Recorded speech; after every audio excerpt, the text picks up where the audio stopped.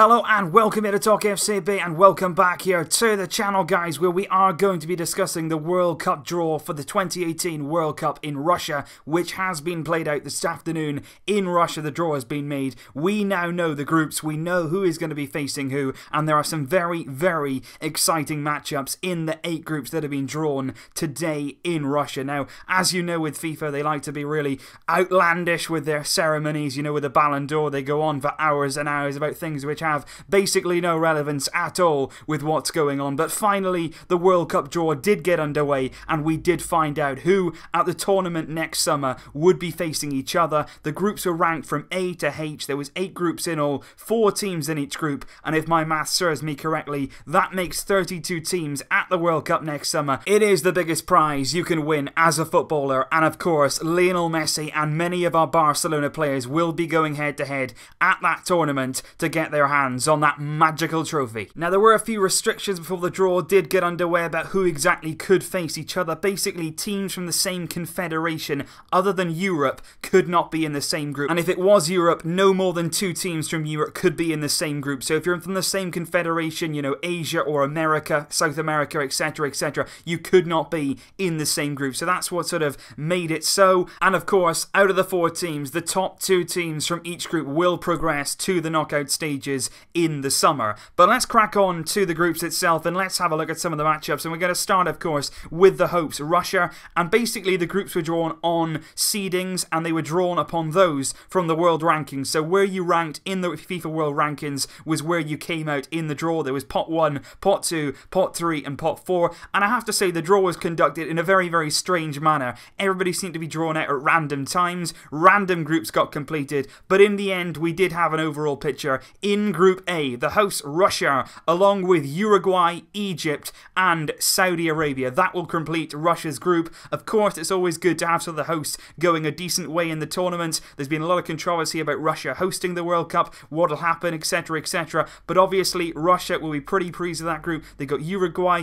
Egypt, Saudi Arabia, but I think every team in that group will fancy their chances. You know what the World Cup is like. It doesn't matter what kind of nation you are, as long as you've got a bit of spirit about you, as long as you've got some togetherness going into that tournament, a bit of belief, you can achieve anything. At the end of the day, it's one-off games. It's not a long time you've got to perform for. If you can put a few wins together, you can find yourself in the knockout phase, and all of those teams will fancy their chances. And then we move on to Group B, where there is an absolutely mouth-watering crash brewing there between Spain and their neighbours, Portugal. They have been drawn in the same group. Spain, Portugal, Iran and Morocco in that group. So Spain and Portugal, no doubt they'll be battling it out for the top spots. Iran and Morocco will be trying to cause them both problems. But in that group, Spain against Portugal really does look fantastic. Cristiano Ronaldo, of course, of Portugal, coming up against a lot of his La Liga teammates and, of course, a lot of Barcelona players in that Spain team as well. And then we move on to Group C. Denmark, France, Australia and Peru make up that group. France going into this tournament, they've got a lot of good young players. You know, you think of Samuel Umtiti for France. He's going to be at the heart of their defence going into this tournament.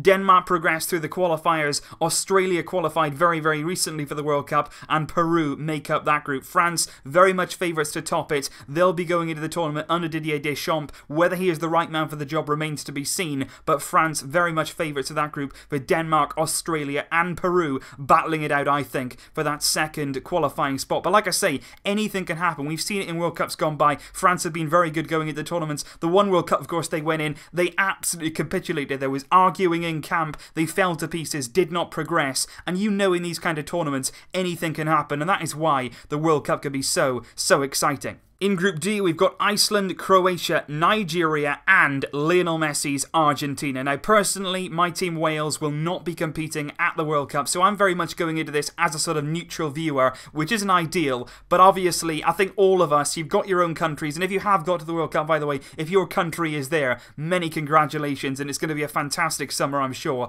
But Argentina, I think all of us connected with Barcelona, all of us with a bit of connection with Lionel Messi, we want to see him do well, and to get his hands on that trophy would be an unbelievable achievement, and it would be fantastic for all of us, and of course Messi included. Argentina with Nigeria, they were also in the same group as them in Brazil, Messi performing and scoring in that World Cup. Croatia also, of course, Modric and Ivan Rakitic will be in that group with Messi, and Iceland, who of course with a very much a surprise package at the Euros. They are very much a team who are very together, very good team spirit with Iceland. That completes Group D. Then in Group E, we move on to Brazil, who are accompanied by Switzerland, Costa Rica and Serbia in that group. Brazil, of course, going into this tournament, they were outstanding in qualifying. They topped their group very, very easily. Tite, their new coach, has done fantastic things with Brazil. Neymar, of course, ex-Barcelona Pelé, will be looking to get his hands on the World Cup as the golden boy. It didn't quite work out, though, when Brazil were the home nation in the last World Cup, and it's going to be interesting to see how they fit things together in this World Cup, where, of course, Paulinho of Barcelona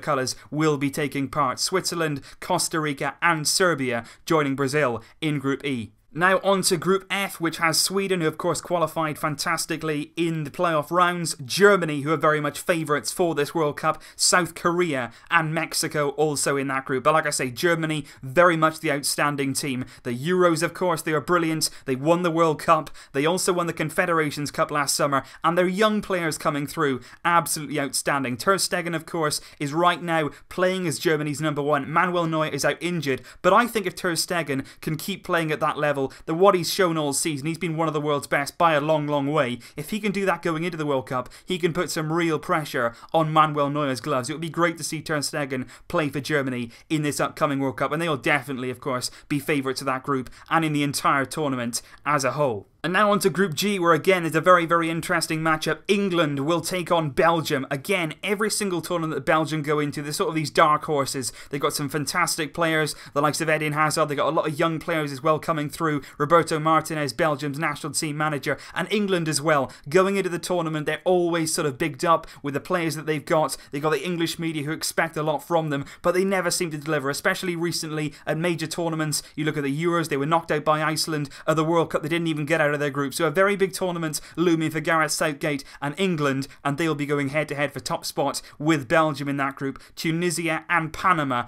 also joining them, and those two will be trying to cause a massive, massive upset in Group G. And finally now on to the final group, which is Group H, which has in it Poland, Senegal, Japan and Colombia make up Group H, and that is the final group that we're going to go through here. Poland, some very exciting players there too. They were very good in qualifying. Robert Lewandowski scoring goals for fun in European qualifying. Senegal, of course, Sadio Mane, one of their very key players. They were good in qualifying as well. He helped put them through to the World Cup. Japan and Colombia, of course, they were one of the surprise packages of the 2014 World Cup in Brazil. James Rodriguez making his name in that one. And it's going to be really, really exciting to see a lot of these groups pan out. Because like I say, in the World Cup, anything can happen. Because you're always going to have your favourite teams in the World Cup. You know, you got Germany, you got Argentina, Brazil, Spain, whether you want to count Portugal in the Euro winners, of course, and it's going to be so interesting to see how it all pans out. Will the favourites go on and get to the knockout stages and perform as expected, or will we have some surprise package? As a neutral, like I say,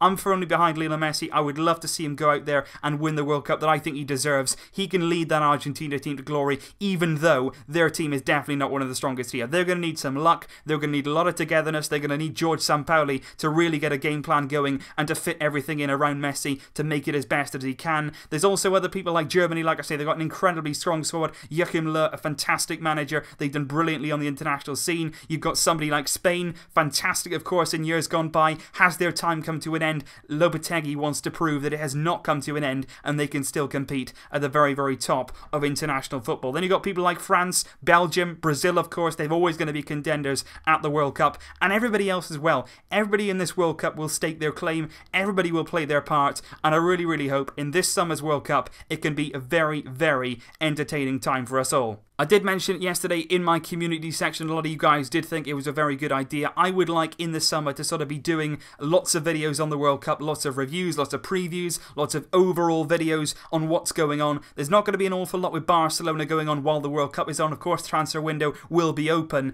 but we're also going to be taking a closer look at the World Cup in the summer on the channel, and that sounds very, very exciting indeed. So there's still a few months to go until the World Cup kicks off in Russia, but do let me know down below, guys, your predictions for the upcoming tournament. Who do you think will win? win? Who do you think will be the surprise package? And of course, if you have got a nation that is going to be competing, lucky you, and let me know your thoughts and your nations down below, guys. I appreciate all your comments. I will see you very, very shortly indeed. But until then, as always, Vesca El Barça.